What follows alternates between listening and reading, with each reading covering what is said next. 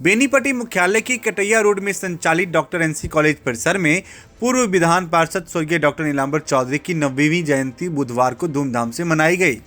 जयंती समारोह का उद्घाटन बिहार सरकार के समाज कल्याण मंत्री मदन सहनी, पूर्व विधान पार्षद डॉक्टर दिलीप कुमार चौधरी, नगर पंचायत बेनीपट्टी के मुख्य पार्षद मंजू देवी, उप मुख्य पार्षद दीपशिखा कुमारी सहित उपस्थित अन्य अतिथियों ने संयुक्त रूप से दीप प्रज्वलित कर किया।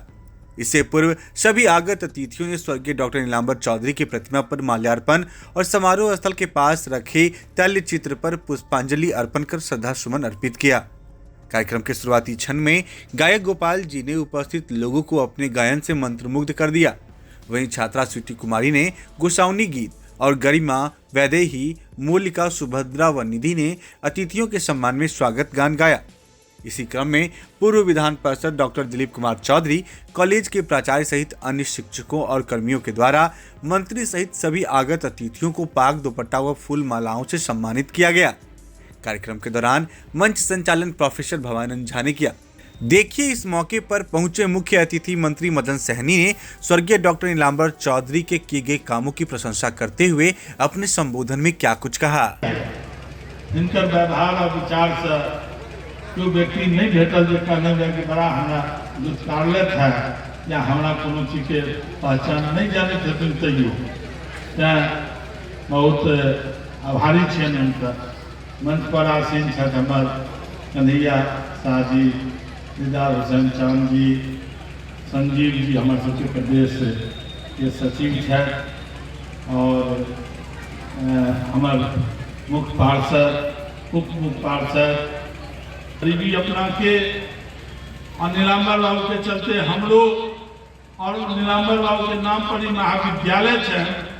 तै द्वारे संपूर्ण अनुमंडल और जिला के लोग के सिरे प्रेम बनल रहे थे और हम सबके स्वागत करे छी।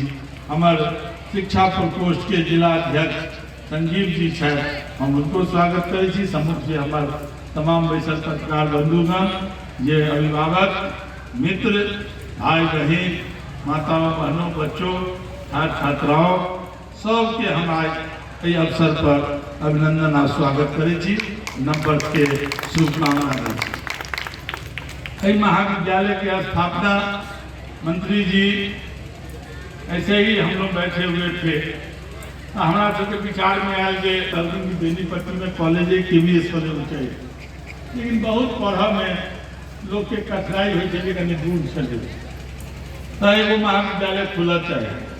उस समय इंटरमीडिएट काउंसिल है, हम इंटरमीडिएट काउंसिल में गलो रूपनारायण झा सेक्रेटरी रहे, कहलन कि सर एगो महाविद्यालय खोला चाहे सर खोलू, एगो आवेदन बनाओ, एगो कोनो कमेटी बैठा, ऊपर प्रस्ताव लाओ, सब चीज ले लो, सारा प्रक्रिया चलो।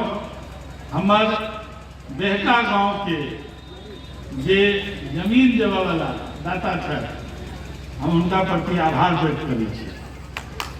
ये सारा लोग एक स्वर में महाविद्यालय खुला चाहिए, हम अपन जमीन देवे तो आज ये महाविद्यालय जब अपने के पदार्पण भेल वो अवस्थित है, ये सब जो जमीन दिल पर महाविद्यालय के कायाकल्प भेले।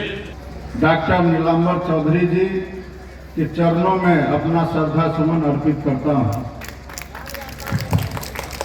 हम सभी लोग आज उनके जयंती समारोह में शामिल हुए हैं और खास करके दिलीप बाबू का हम लोग आभार व्यक्त करते हैं कि आपने हमें इस कार्यक्रम में आने का अवसर दिया।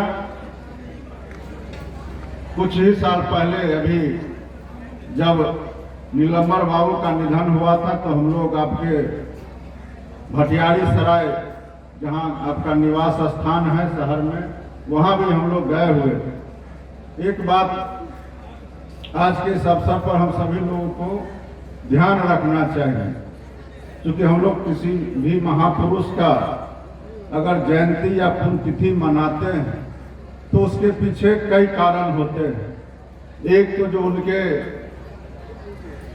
सुपुत्र हैं, बहुत बार हम लोग देखते हैं कि हमारे पूर्वज एक से एक बड़े बड़े काम करते हैं, लेकिन उनके परिवार में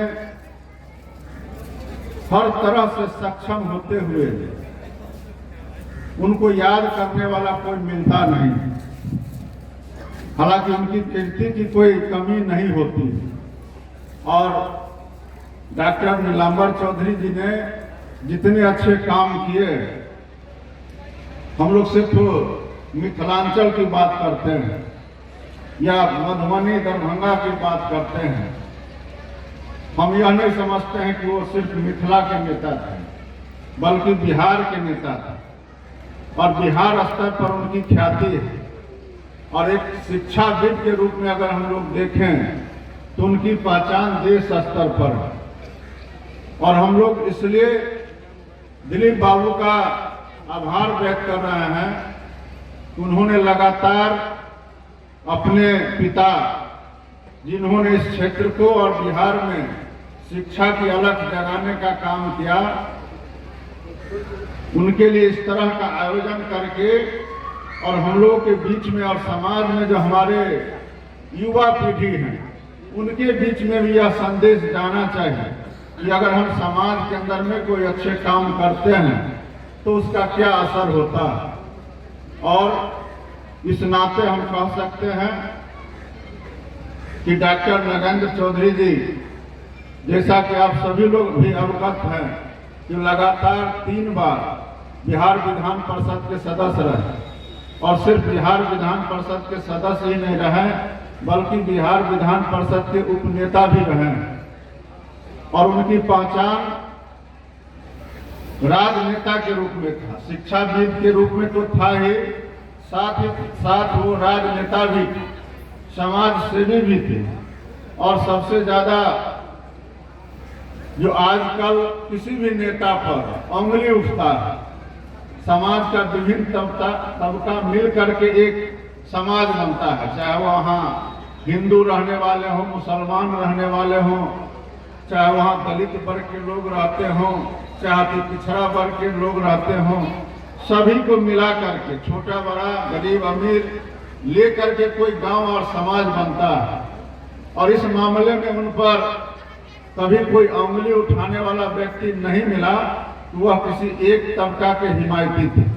यह आज के समय में सबसे कठिन काम है, चाहे हम हो या कोई अन्य लोग हो, सीधा उंगली उठ जाता है कि ये तो अपने जात को देखने वाले हैं, अपने वर्ग को देखने वाले हैं, या अगरा पिछड़ा अमीर को देखते हैं गरीब को भूल जाते हैं, गरीब को देखते हैं अमीर को भूल जाते हैं। इस तरह का कहीं ना कहीं आज के राजनेताओं पर उंगली उठता है। लेकिन हम लोग को गर्व होना चाहिए कि हमारे डॉक्टर नीलांबर चौधरी जी के ऊपर इस तरह का आरोप कभी नहीं लगा। यह बिरले नेताओं के साथ होता है। तो हम सभी लोगों को जो इस तरह का जयंती समारोह हमारे महापुरुषों का होता है, तो उस महापुरुष का हम लोग बखान करते हैं, लेकिन उस बखान करने के पीछे जो उद्देश्य होता है, उस उद्देश्य को भी समझने की आवश्यकता है कि आखिर उनका बखान हो रहा है और समाज में हम भी रहते हैं, हमारे बारे में कोई अच्छा क्यों नहीं सोचता है या हमारे बारे में कोई अच्छा क्यों नहीं बोलता है। यह सीख लेने के लिए ही इस तरह के आयोजन किए जाते हैं। और इस तरह के आयोजन का महत्व ही तभी रह जाएगा जब हम इस तरह के आयोजन में आकर के यह संकल्प लें कि हम भी अच्छा काम करेंगे, हम भी किसी के साथ भेदभाव नहीं करेंगे।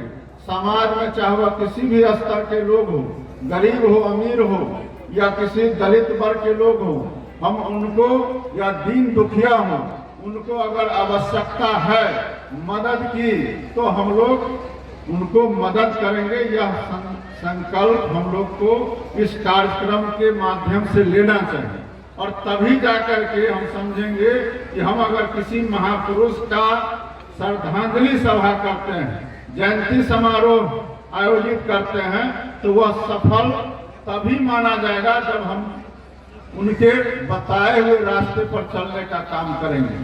तो एक बात तो यह है। और दूसरा, चूंकि सब लोग जानते हैं कि वो शिक्षाविद थे और शिक्षा के क्षेत्र में उन्होंने अनेकों काम किए, जिसका उदाहरण यह कॉलेज है।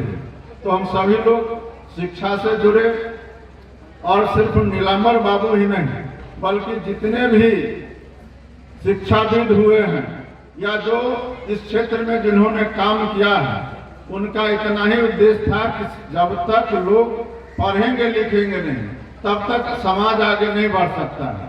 आप सभी लोग अवगत होंगे कि बाबा साहब भीमराव अम्बेडकर कहा करते थे कि शिक्षा वह शेरनी है जो जितना इसका दूध पिएगा उतना दहाड़ेगा। मतलब कि आप अगर जितना ज्यादा इसकी गहराई में जाएंगे उतना ही आपको आगे बढ़ने का अवसर मिलेगा। बाबा साहब यह भी कहते थे कि जो व्यक्ति पुस्तक के सामने में झुक जाएगा, दुनिया उसके सामने में झुकेगा।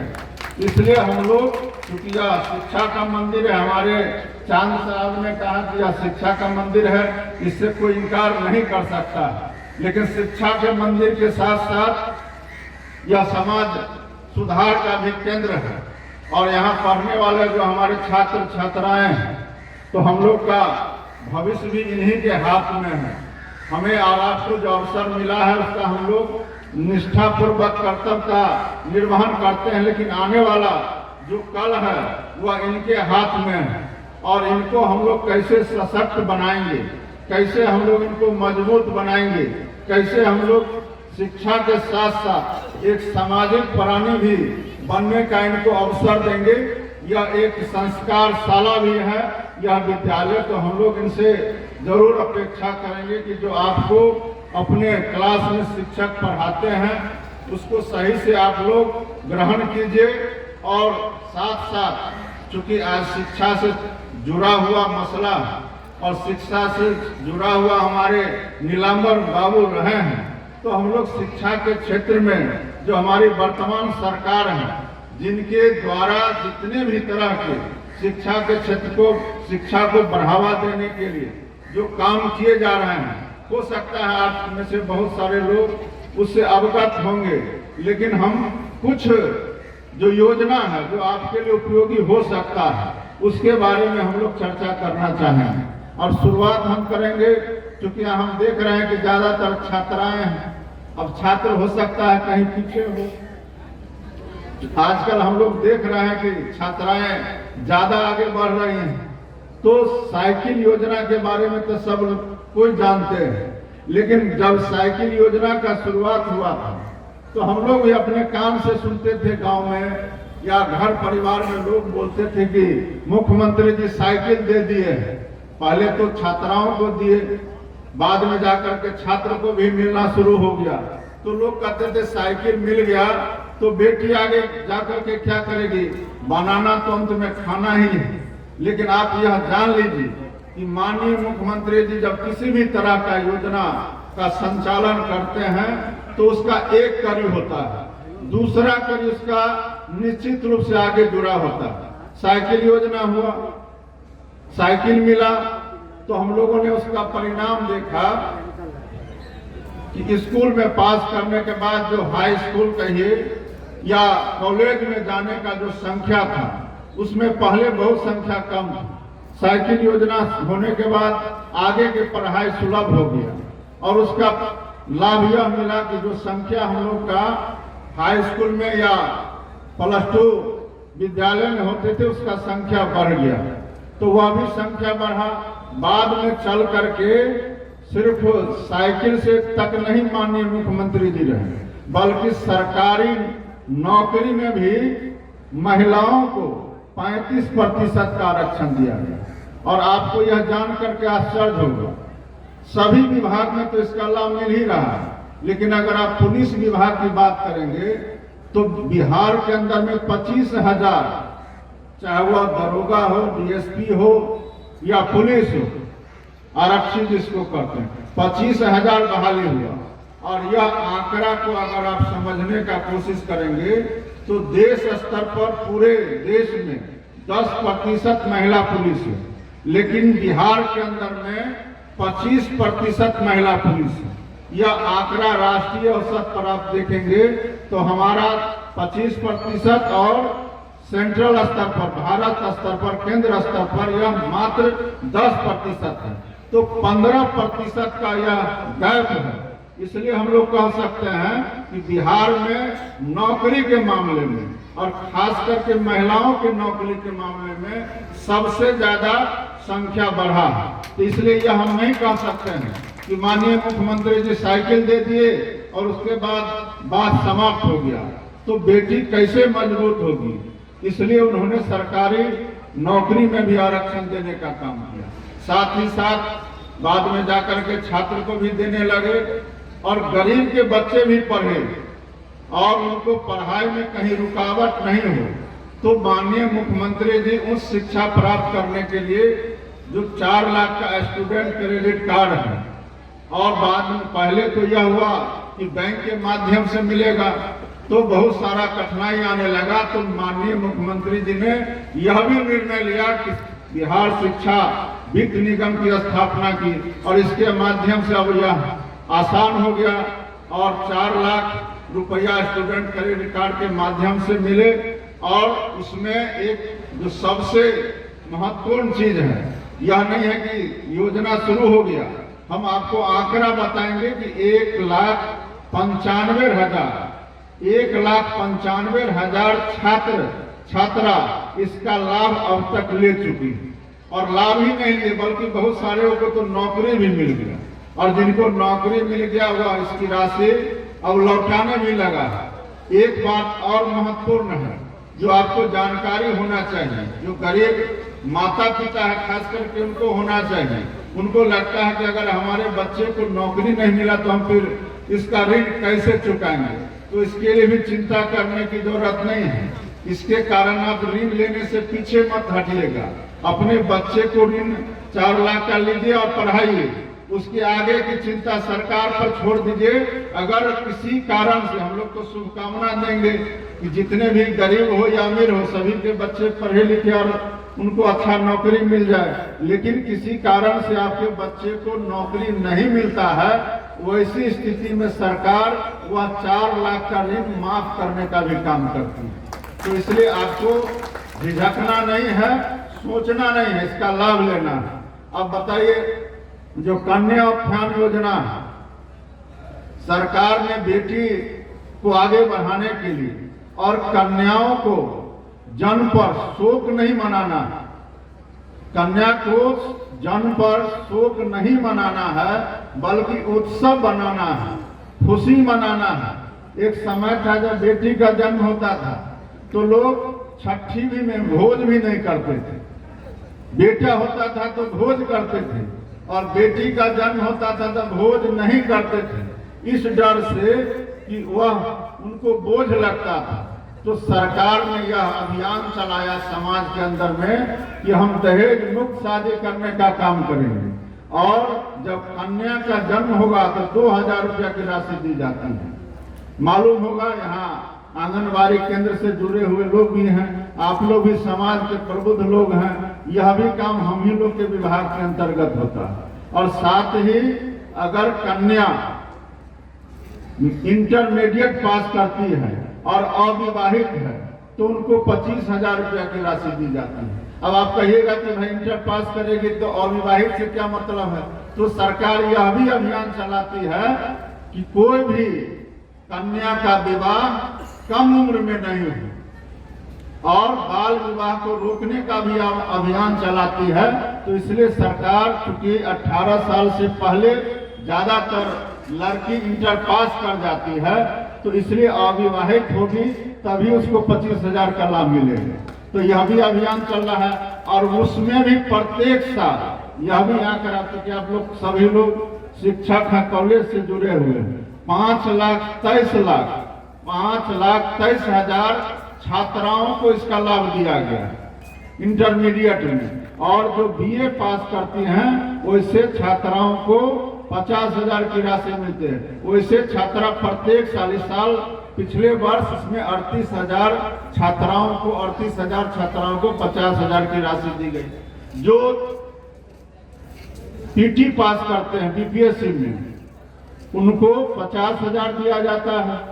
आगे की पढ़ाई के लिए। बहुत सारे छात्र हैं जो पास कर जाते हैं पीटी, अब मेंस की तैयारी नहीं कर पाते हैं और उनको पटना या घर पे रह के या दिल्ली जाकर तैयारी करना है, आर्थिक रूप से कमजोर हैं, वैसे छात्रों के लिए सरकार के द्वारा 50,000 की राशि दी जाती है अगर आप पीटी पास करते हैं। और जो यूपीएससी का पीटी पास करते हैं उनको 1 लाख की राशि दी जाती है। आप कहीं भी जाकर के उसकी तैयारी कीजिए। और उसमें भी हम लोग के विभाग की तरफ से जो महिला विकास निगम 108 छात्राओं को जो पीटी पास की हैं उनको 108 छात्राओं को अभी तक इसका लाभ मिल चुका है। और सिर्फ लाभ ही नहीं मिला है बल्कि पिछले बार हम लोग 5 छात्रा को हम लोग बुलाए थे जो आईएएस की थी, उनको सम्मानित करने के लिए। तो सिर्फ हम लोग लाभ नहीं दे रहे बल्कि अंतिम रूप से हम लोग को निराश भी नहीं करते हैं, बल्कि अंतिम रूप से वो आईएएस आईपीएस बन के आती हैं। तो यह उपलब्धि हम लोग का है। और शिक्षा के क्षेत्र में सरकार सभी जिला में इंजीनियरिंग कॉलेज, सभी अनुमंडल में आईटीआई कॉलेज, सभी जगह और पॉलिटेक्निक कॉलेज, यह सारे। और आपको यह जानकारी होना चाहिए कि पहले मात्र 6 मेडिकल कॉलेज और अस्पताल थे बिहार के अंदर और आज की तारीख में पूरे बिहार में 15 मेडिकल कॉलेज अस्पताल हैं। तो सरकार हर क्षेत्र में, शिक्षा के क्षेत्र में, स्वास्थ्य के क्षेत्र में, सभी क्षेत्र में काम कर रही है और यह उपलब्धि हमारी सरकार की है। तो आज हम लोग कॉलेज में आए हैं तो कॉलेज का वातावरण पूरी तरह शिक्षामय होना चाहिए। और हम लोग को आए हुए 2-3 घंटा हो गया। ज्यादातर जगह में तो हम लोग जाते हैं तो 1-8 घंटा में सभी लोग चले जाते हैं, लेकिन यहाँ का माहौल हम लोग निश्चित रूप से कह सकते हैं कि सभी जो यहाँ के शिक्षक हैं उनके देख रेख में यहाँ पूरी तरह वातावरण शिक्षामय है। और यहाँ पढ़ने वाले जो हमारे छात्र हैं उनका भी भविष्य उज्जवल है।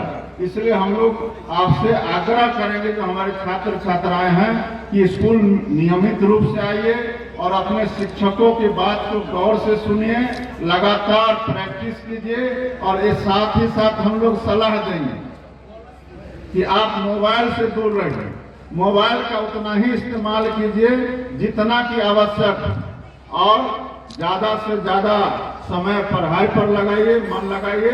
अब बेनीपट्टी में झोला प्रिंटिंग की फैक्ट्री, जहां कम खर्च में क्वालिटी वाले झोले बनाए जाते हैं। ईएमआई पर भी यहां से माल ऑन टाइम डिलीवरी ले जा सकते हैं। साथ ही लड़की की शादी में यहां मिलता है मुफ्त में झोला। तो आज ही संपर्क करें श्याम एंटरप्राइजेज, बेनीपट्टी, बेटा बाजार, नियर ग्रामीण बैंक।